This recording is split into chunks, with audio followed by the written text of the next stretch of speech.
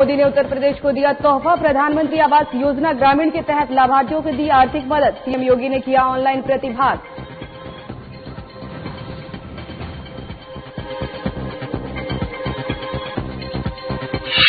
खालसा पंथ के संस्थापक गुरु गोविंद सिंह की जयंती पर सीएम योगी ने किया नमन। सीएम ने ट्वीट में कहा, सत्यशील और करुणा का संदेश हम सभी के लिए प्रेरणादायक।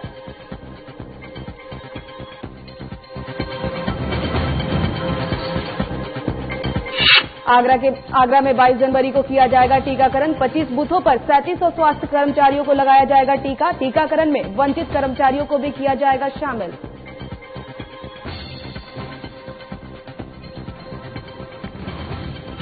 वेब सीरीज तांडव को लेकर काशी में दिखा आक्रोश। साधु संतों ने तांडव को लेकर जताई आपत्ति। फिल्म निर्माता को तत्काल दृश्य हटाने के निर्देश।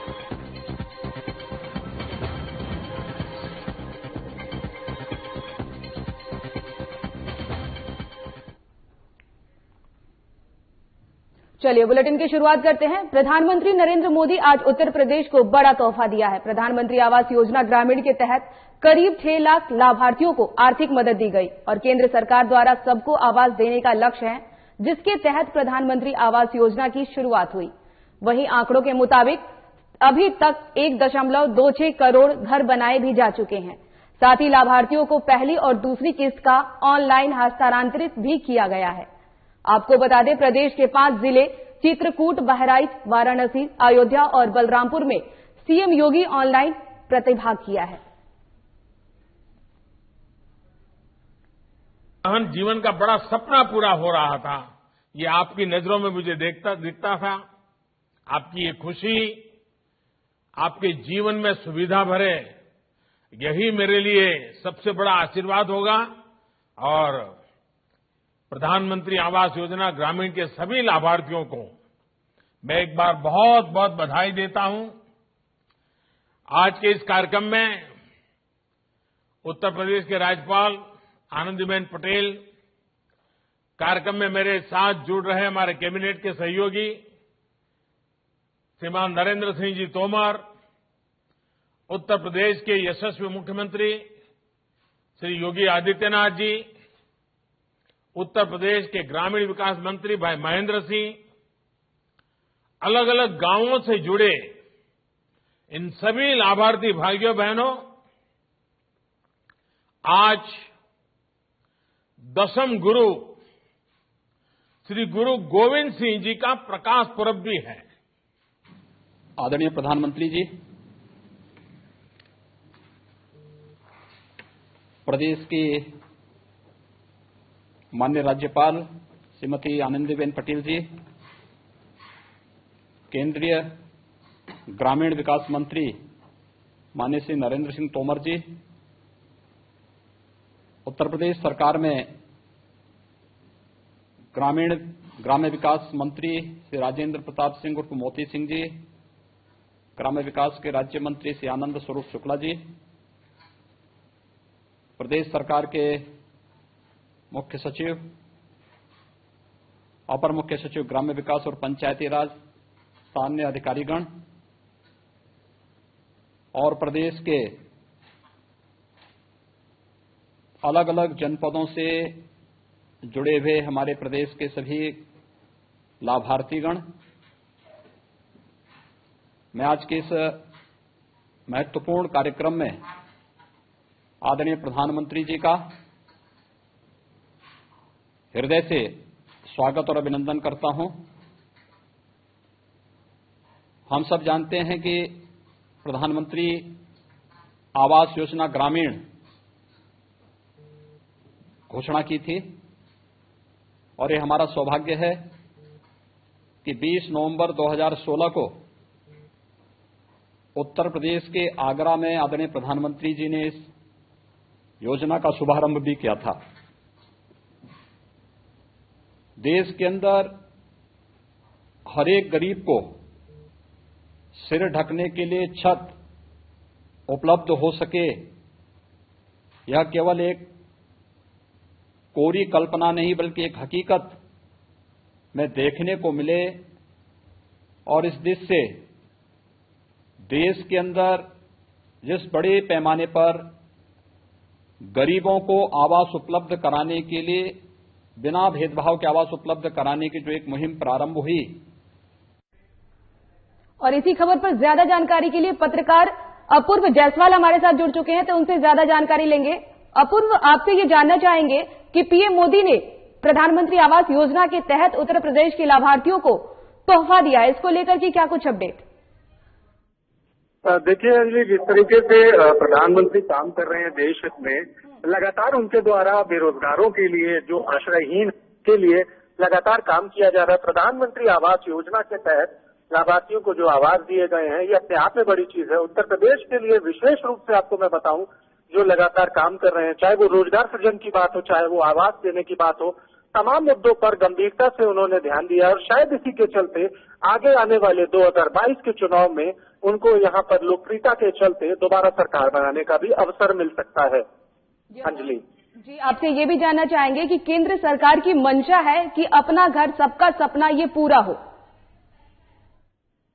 जी बिल्कुल, आपको बता दूं कि यहाँ पर लगातार जो प्रधानमंत्री आवास योजना के तहत लगातार जो जिन लोगों ने आवेदन किया था उनको आवास दिए जाने का काम किया जा रहा है।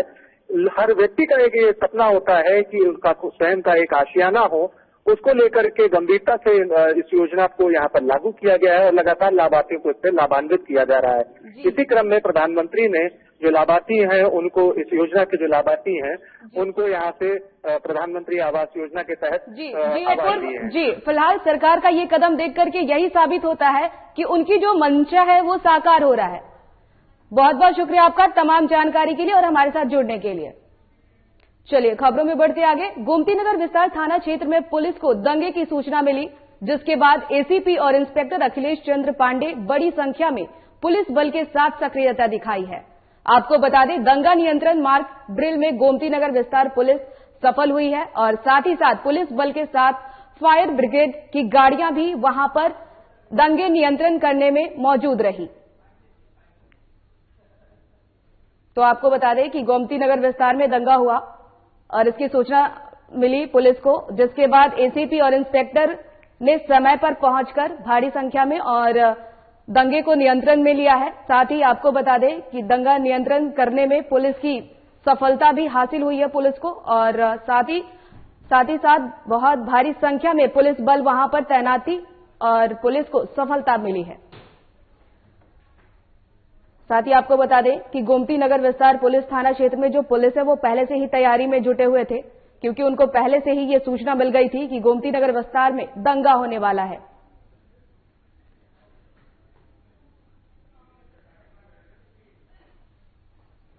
चलिए खबरों में बढ़ते आगे। खालसा पंथ के संस्थापक महान संत गुरु गोविंद सिंह की जयंती पर मुख्यमंत्री योगी आदित्यनाथ ने उन्हें नमन किया है। साथ ही अपने ट्वीट में कहा कि धर्म और मनुष्यता की रक्षा के लिए आपका अविस्मरणीय संघर्ष मानव समाज के लिए अनुकरणीय है। साथ ही कहा, सत्यशील और करुणा का संदेश देता है आपका जीवन, हम सभी के लिए ये जीवन प्रेरणादायक है।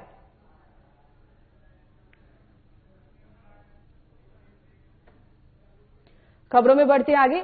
आगरा जिले में 22 जनवरी को होने वाले टीकाकरण 25 बूथों पर की जाएगी और इनमें से 37 सत्र होंगे, जिसमें 3700 स्वास्थ्य कर्मचारियों को टीका लगाया जाएगा। वहीं शहर में 10 बूथ बनाए गए हैं, जिसमें 15 सत्र होंगे और हर सत्र में 100 कर्मचारियों को टीका लगाया जाएगा। आपको बता दें, इस सूची में पहले दिन टीकाकरण में वंचित कर्मचारियों को भी शामिल किया जाएगा। साथ ही साथ 100 कर्मचारियों की सूची बनाई जाएगी और एक दिन पहले बूथों पर वैक्सीन की वाइल पहुंचा दी जाएगी। साथ ही साथ चयनित कर्मचारियों को भी एक दिन पहले ही मैसेज भेजा जाएगा और उसके बाद टीकाकरण किया जाएगा।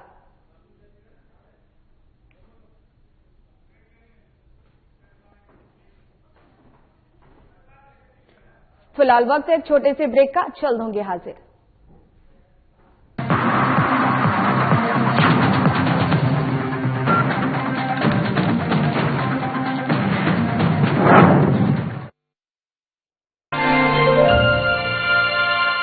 उत्तर प्रदेश की उन्नति को गति प्रदान कर रही है प्रदेश विश्व स्तरीय कनेक्टिविटी। एयर, मेट्रो और सड़क कनेक्टिविटी से प्रदेश में बढ़ रहे हैं रोजगार एवं निवेश के नए अवसर। यहाँ की कनेक्टिविटी पर जो काम हुआ है, उसका लाभ अब सब दूर दिखाई दे रहा है। जेवर में निर्माणाधीन एशिया का सबसे बड़ा अंतर्राष्ट्रीय एयरपोर्ट समेत 29 नए एयरपोर्ट परियोजनाएं प्रदेश एवं समृद्धि का प्रतीक बन गए हैं। उत्तर प्रदेश में ढेर सारी संभावनाएं विगत 5-6 वर्षों में सिविल एविएशन के क्षेत्र में डेवलप हुई हैं। हवाई मार्गों के साथ साथ प्रदेश के 7 शहरों की कनेक्टिविटी को और सुगम बना रही है मेट्रो रेल। एक ओर नोएडा और लखनऊ में मेट्रो रेल सफलतापूर्वक कार्यरत हो चुकी है, तो कानपुर, आगरा, प्रयागराज, मेरठ और गोरखपुर में मेट्रो परियोजनाओं पर कार्य तीव्रता से चल रहा है। जब से ये मेट्रो स्टार्ट हुई है हमारे लिए काफी इजी हो गया। मैं इसके लिए सरकार का काफी धन्यवाद करना चाहूंगा। प्रदेश के विकास पथ को नई ऊर्जा दे रही है। राज्य में विकसित होते 1353 किलोमीटर लंबे 5 अत्याधुनिक एक्सप्रेसवे। इसके साथ साथ सड़कों का चौड़ीकरण और सुदृढ़ीकरण का कार्य भी तेजी से चल रहा है। इन एक्सप्रेसवे ने राज्य में कनेक्टिविटी के नए मानक स्थापित किए हैं, तो साथ ही एक्सप्रेसवे से जुड़ते क्षेत्रों में औद्योगिक निवेश एवं युवाओं के लिए रोजगार की अपार संभावनाएं भी बन रही हैं। बेहतर और अत्याधुनिक कनेक्टिविटी से खुल रही है उत्तर प्रदेश की प्रगति की नई राहें।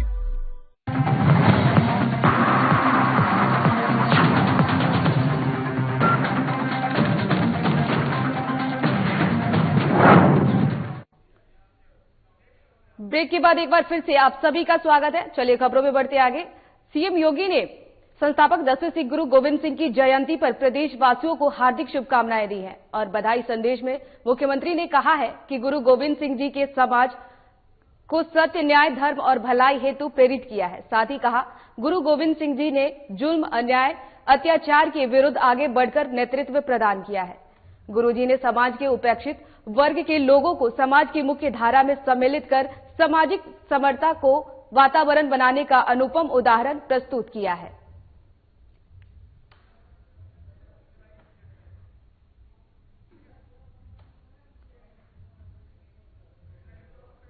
तो आपको बता दें कि प्रदेशवासियों को गुरु गोविंद सिंह की जयंती पर सीएम योगी ने बधाई दी है। साथ ही कहा है कि जुर्म के खिलाफ आगे बढ़कर नेतृत्व प्रदान किया है गुरु गोविंद सिंह जी ने।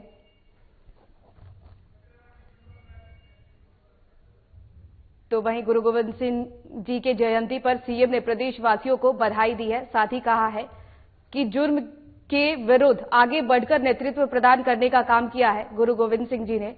साथ ही समाज में लोगों को सत्य, न्याय और भलाई के लिए प्रेरित भी किया है।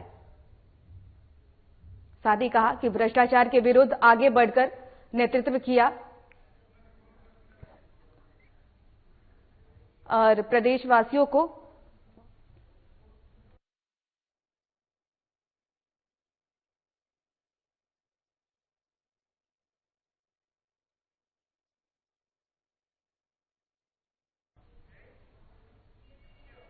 और गौतम बुद्ध नगर में पुलिस कमिश्नरेट प्रणाली का 1 वर्ष पूरे होने पर 3 दिवसीय कार्यक्रम का आयोजन किया गया है। वहीं पहले दिन जनसंवाद के कार्यक्रम का आयोजन जिले के सभी थानों पर किया गया और पुलिस कमिश्नर आलोक सिंह ने खुद जनसंवाद कार्यक्रम में वर्चुअल मीटिंग के माध्यम से जुड़कर नागरिकों से सुझाव और फीडबैक प्राप्त किया है। क्या है पूरा मामला, रिपोर्ट देखिए।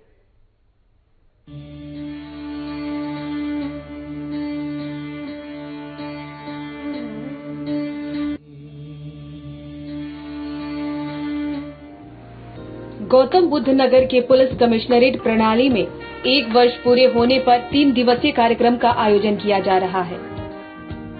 वहीं पहले दिन जनसंवाद के कार्यक्रम का आयोजन जिले के सभी थानों पर किया गया है और पुलिस कमिश्नर आलोक सिंह ने खुद जनसंवाद कार्यक्रम में वर्चुअल मीटिंग के माध्यम से जुड़कर नागरिकों से सुझाव और फीडबैक प्राप्त किया है।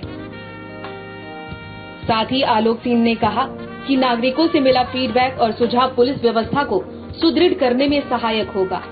साथ ही ट्रैफिक पुलिस बल बढ़ाए जाने समेत कई सुझाव लोगों द्वारा दिए गए और इस अवसर पर कमिश्नरेट गौतम बुद्ध नगर के सभी पुलिस अधिकारी उपस्थित रहे। पुलिस आयुक्त आलोक सिंह और अन्य वरिष्ठ पुलिस अधिकारियों ने खुद अपने हाथों से पुलिस कर्मियों और उनके परिजनों को भोजन परोसा है। साथ ही इस भोजन का उद्देश्य पुलिस कर्मियों के मध्य पारिवारिक भावना को बनाए रखना था और इस अवसर पर लगभग 1500 पुलिसकर्मी और उनके परिजन इस आयोजन का हिस्सा बने।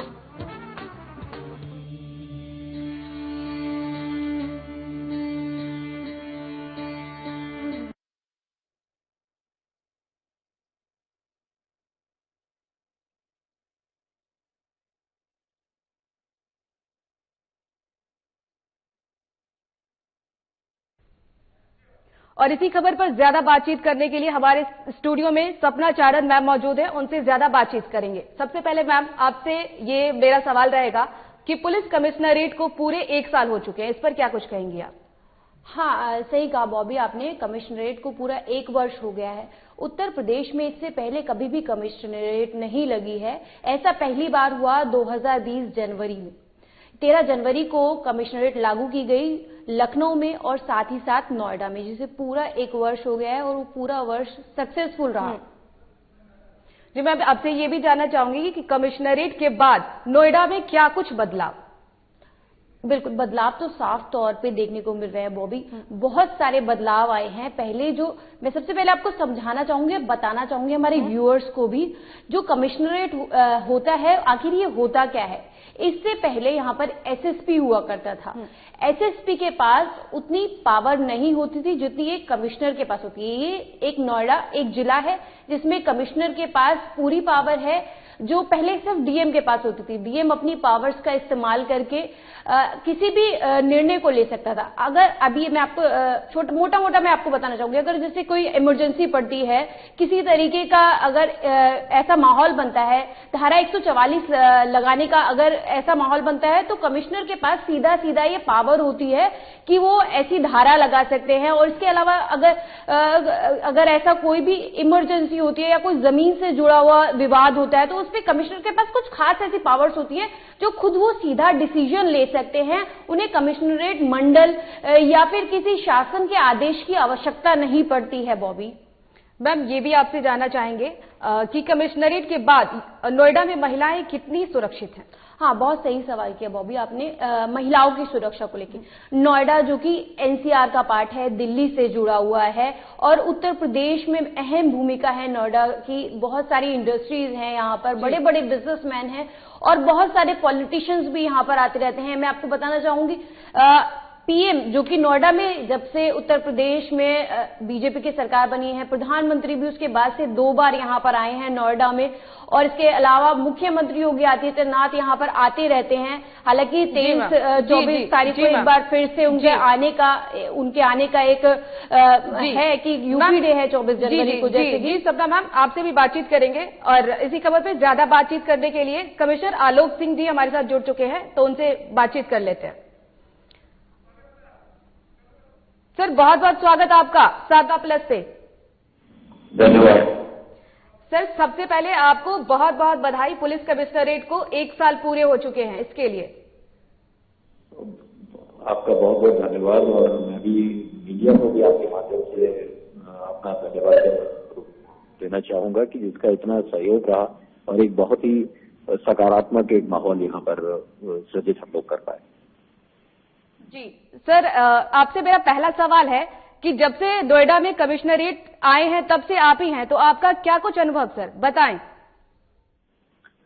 देखिए, ये एक नई व्यवस्था थी जिसकी यहाँ नागरिकों की आवश्यकता के अनुसार इसको यहाँ पे स्थापित करना था कि जो पुलिस से हमारे नागरिकों की जो अपेक्षाएं हैं तो ये उस पर केंद्रित रहे।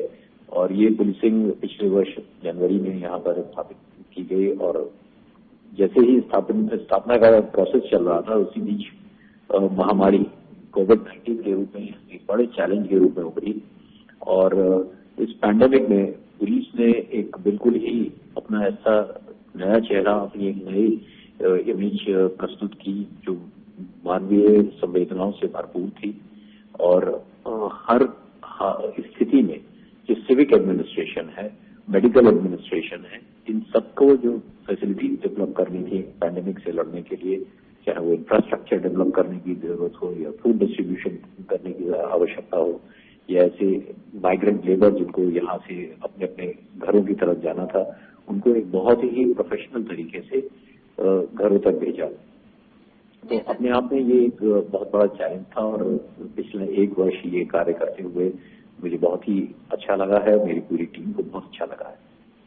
जी सर, आपसे ये भी जानना चाहेंगे कि 1 साल पूरे होने के शुभ अवसर पे आपने 3 दिन का कार्यक्रम भी आयोजन किया है, साथ में आपने वर्चुअली लोगों से संवाद भी किया है। जी, ये 1 वर्ष पूर्ण होने की 3 दिन की श्रृंखला थी जिसमें हमने हर थाना क्षेत्र में एक जनसंवाद का कार्यक्रम रखा था, जहां से जो हमारे नागरिकों की जो फीडबैक है वो लेने का हम लोगों ने एक प्रयास किया था, पॉजिटिव और एक बहुत ही पॉजिटिव माइंडसेट के साथ कि अगर जो कमियां रह गई हैं पिछले वर्ष में उनको इस वर्ष हम कैसे दूर करेंगे। जी सर, बहुत बहुत धन्यवाद आपका हमारे साथ जुड़ने के लिए और तमाम जानकारी के लिए। बहुत बहुत धन्यवाद। चलिए अब बात जी मैम आपसे ये जानना चाहूंगी कि नोएडा में कमिश्नरेट आए हैं, उसके बाद से क्या कुछ बदलाव हुआ है और महिलाएं लड़कियां कितना सुरक्षित हैं, ये बताएं। एक सवाल पूछना चाहती थी कि महिलाओं को लेकर के बहुत पहले से बहुत ज्यादा सुरक्षित माहौल है, बल्कि मैं उनसे यही जानती, अगर मैं उनसे पूछती तो ये सवाल कि महिलाओं को जैसे कि पहले की असुरक्षित महसूस होता था, नोएडा पहले से बहुत सुरक्षित है। और ये मैं कहना भी चाहूंगी क्योंकि पहले जब हम लोग नोएडा में आते थे हम लोग की फैमिलीज डरती थी, लेकिन आजकल ऐसा माहौल हो गया, यहाँ पर पुलिस की ऐसी व्यवस्था है, कमिश्नरेट लागू होने के बाद से ये ज्यादा बदलाव हम लोगों ने देखे हैं कि अब जो है कमिश्नरेट जब से लागू हुआ है तब से ज्यादा सुरक्षित महसूस महिलाएं करती हैं यहाँ पर। जी मैम, आपसे ये भी जानना चाहेंगे कि यूपी में 2 ही जिलों में कमिश्नरेट है, लखनऊ तो राजधानी है तो ठीक है, लेकिन नोएडा में क्यों? नोएडा में, हाँ सही कहा आपने, नोएडा में क्यों? नोएडा बिल्कुल एनसीआर के पास है, बिल्कुल एनसीआर से सटा हुआ है। इसमें मैं आपको बताना चाहूंगी कि नोएडा में इसलिए अगर कमिश्नरेट लागू होता है क्योंकि ये बहुत ही एक इम्पोर्टेंट अपने आप में जिला है, जहां की अगर बिजनेस के पॉइंट ऑफ व्यू से, इंडस्ट्रीज के पॉइंट ऑफ व्यू से देखा जाए तो उत्तर प्रदेश के लिए नोएडा को बहुत ही अहम भूमिका है। मैं इसमें बॉबी से इतना कहना चाहूंगी। मैम ये भी जानना चाहेंगे कि कमिश्नरेट पहले रहने से पहले और अब में क्या कुछ फर्क आपको नजर आया?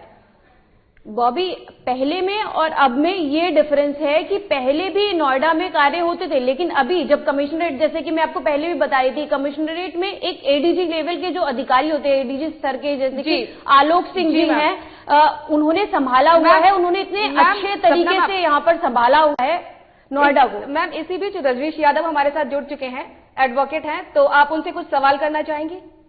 हाँ बिल्कुल, एज एन एडवोकेट रजनीश जी, आपका सबसे पहले तो स्वागत है हमारे इस प्रोग्राम में।